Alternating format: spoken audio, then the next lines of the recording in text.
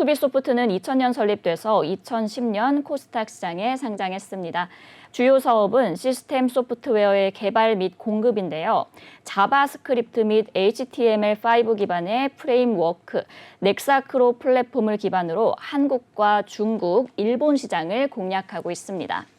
넥사크로 플랫폼은 기존 기능 및 성능을 보강하여 PC 및 모바일을 사용자가 편리하게 사용할 수 있게 지원을 대폭 강화한 제품인데요.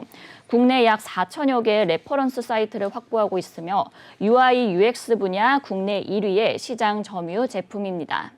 투비소프트는 2018년 9월 바이오 신약 사업의 추진을 위해서 투비 바이오 신약 종속회사를 설립한 바 있습니다. 실적도 한번 확인해 볼게요. 2021년도 연결 기준 매출액은 375억 원, 영업 손실 64억 원, 당기 순손실 203억 원을 기록했는데요.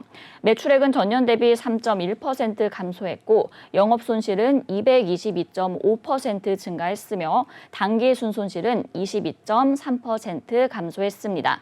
회사는 코로나19 영향으로 인한 영업활동의 제한으로 매출 감소와 경상 비용의 증가, 종속기업 실적 감소로 적자 구조를 지속했다고 밝혔습니다. 네, 이렇게 기업 정보 알아봤고요. 대표님, 어떤 공시가 있었나요? 네, 바로 어제였습니다. 회사 주요 사항 보고서를 통해서 감자 결정을 발표했습니다. 내용 살펴보겠습니다. 주요 사항 보고서입니다. 자, 내용 볼게요. 자, 감자 결정. 자본을 감소, 주식수를 줄여서 자본금을 감소, 줄이겠다는 뜻입니다. 네. 감자의 주식과 종류의 수는 전체 4,085만 1,640주입니다. 회사의 발행가, 액면가는 500원이고요. 감자전 자본금은 204억인데 10대 1 비율의 자본 감소 결정으로 인해서 감자후 회사의 자본금은 20억 4,200만 원으로 감소하게 됩니다. 감자전 주식의 전체 총수는 4,085만 1,640주인데 10대 1, 10주를 한 주로 병합해서 소각을 하는 겁니다. 그렇기 때문에 408만 5,164주가 되는 주식수가 좀 되겠고요. 감자 비율은 무려 90%입니다. 감자 방법입니다. 10대 1 무상 감자입니다. 한 주당 액면 금액 500원의 보통 주식 10주를 동일한 액면 금액의 보통 주식 한 주로 무상으로 병합하는 효과가 있습니다. 감자 사유는 결손의 보전을 통해서 재무 구조를 개선하겠다라고 좀 밝혔고요. 회사는 감자 결의는 특별 결의 안건이라고 해서 주주총회에서 반드시 좀 이 승인을 받아야 되는 이슈인데 2022년도 5월 10일 임시 주총회를 개최해서 승인을 받을 예정입니다.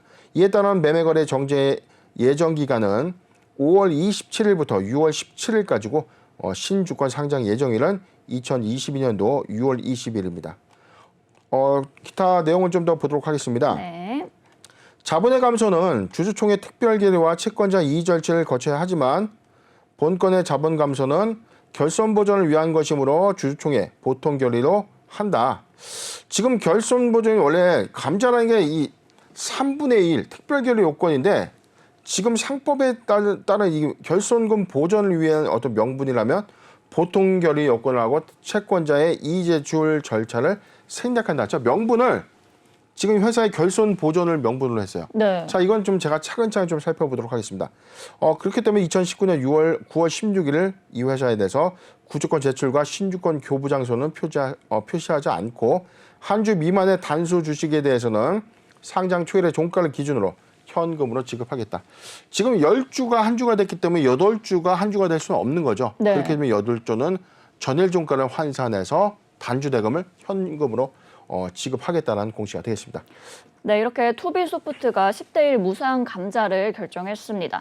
이 무상 감자 결정 때문일까요? 오늘 하한가까지 거의 28.35% 하락을 했는데 좀 의아한 게 어제 감자 공시는 장 마감 이후에 나왔는데 어제 주가를 살펴보면 장 시작 이후 30분 만에 급락을 했습니다. 대표님, 이거 좀 특별한 사유가 있었을까요? 이거는 뭐 제가 개인적인 판단을 좀 해봐도 누가 봐도 사실상 이게 이런 감자, 사실상 이 악재 공시라는 것들에 대한 어떤 사전 인지가 없고 주가가 무참하게 하락할 이유가 없었다는 거죠. 네. 지금 우리가 우려하는 것들입니다. 우리가 주식 투자를 흔히 하다 보면 사실 이런 경우가 좀 있거든요. 아무런 회사의 이슈가 없어요. 아무런 공시상의 이슈, 아무런 보도 자료에 관련된 어떤 내용들도 없는데 주가가 이유 없이 막 급락을 합니다. 네. 대부분 그런 회사들의 어떤 케이스들은 뭐 대주주의 반대 매매 또는 횡령 배임 또는 무상 감자. 자, 이런 악재를 수반하는 어떤 공시 사항들이 사전에 유출돼서 먼저 주가로 좀 반영되고 난 이후에 이를 나중에 한 투자자 입장에서 망연자실할 수밖에 없는 그렇죠. 그런 상황인데 지금 투비스토프트 잠깐 일봉 주가를 좀 볼게요. 지금 현재가 대비해서 잠깐 좀 내용을 좀 보면 자, 투비소프트 일별 거래량인데 사실상 이 공시가 바로 어제 나왔습니다. 어제 네. 장 종료 이후에 나왔다는 거죠. 그런데 어제 종가 23.4% 280만 주의 거래가 있었고요. 오늘 감자 제출 공시로 인해서 28.3% 하락한 910원, 전체 거래량 995만 주인데 자, 저는 여기서 포인트를 좀 두고 있는 거예요. 어제 누군가는 사전 정보를 이용해서 미공개 정보를 이용한 손실 회피 사유가 있지 않았는가 심히 우려되는 어떤 상황들이고 사실상 이게 내부 관계자에서 어떤 전환들로 밝혀지지 않는다면 이런 것들이 좀 있을 수는 없는 것들입니다. 그렇기 때문에 이 투자자 입장에서는 믿었던 회사한테 사실 배신을 당했다라고 판단할 수밖에 없는 그렇죠. 가장 화가 날 수 있는 행태인데 저는 이런 부분에 대해서 논쟁을 좀 차지하더라도 자, 중요한 부분이에요. 아까 회사는 자본 감소의 어떤 이 결정 사유를 재무 구조를 개선하겠다, 결손금을 보전하겠다.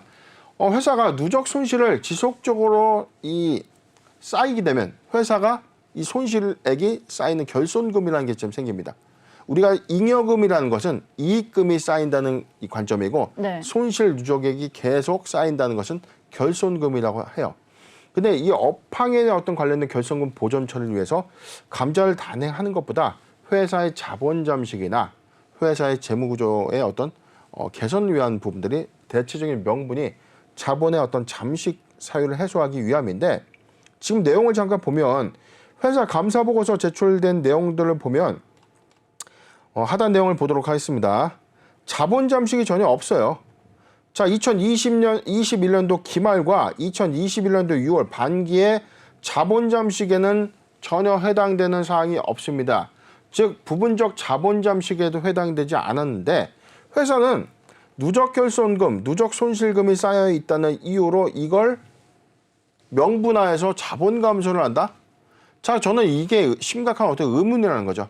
물론 주주총회에서 이 요건에 대한 어떤 명분을 특별계류 요건으로 즉 3분의 2 요건을 해선 부결될 가능성을 좀 염두해서 회사의 누적 결손금을 보전할 명목으로 보통결의 요건 즉 4분의 1, 25%가 참석하고 25%의 과반이 찬성하는 단순한 건으로 회사가 좀 명분을 좀 싼 것 같은데 자, 이 부분은 주총에서 좀 이견이 좀 있지 않을까 예상해 봅니다. 네, 좋습니다. 대표님, 그럼 저희가 이제 그 이전에 유상증자 공시에 대해서도 한번 이야기를 나눠보려고 하는데요. 회사가 이제 그간 유상증자 및 전환사채를 발행하면서 납입일 연기와 그리고 발행 대상자 변경 발행 철회를 반복을 해왔습니다. 지난달 결정한 이제 유상증자의 결정으로 5월에 납입이 예정인데요. 이번에는 좀 원활하게 이루어질 수 있을까요? 예, 최근에 이 회사 4월 4일 공시 보도록 하겠습니다. 네, 주요사항 보고서에 이 전환사채권 결정을 철회한 바가 있었죠.